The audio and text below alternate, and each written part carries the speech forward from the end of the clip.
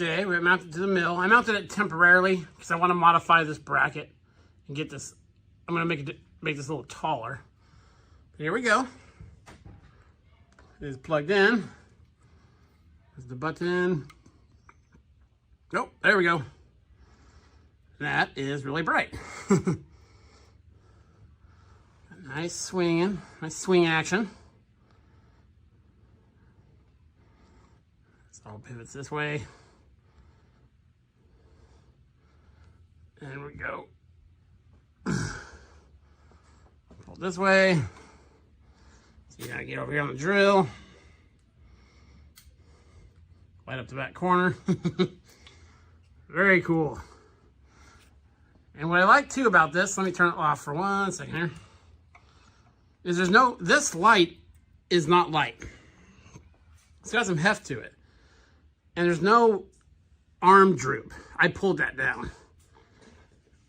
Pull it up. See, it just stays there. I had one of these I bought off Amazon a couple years ago. And no matter what you did, when the arm was out, this thing went whoop. This thing is nice and solid. There's a light anywhere we need it. Even the button is metal, which is cool. I mean, this thing is not cheaply made. Push it back here. Down here, so you can get the light anywhere you want it.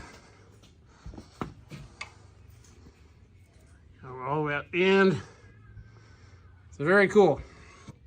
That'll be a very handy addition to the shop, and I will probably be ordering some of these to mount on the beams, because most of my machines are centered around these beams.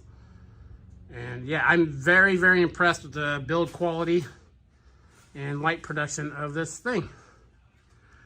I will mount it with U-bolts probably, but I'm going to cut this off and raise it so it's a little taller. That way we can also use it more as an overhead lamp in this area, because this is going to be like a general work area here in front of the mill.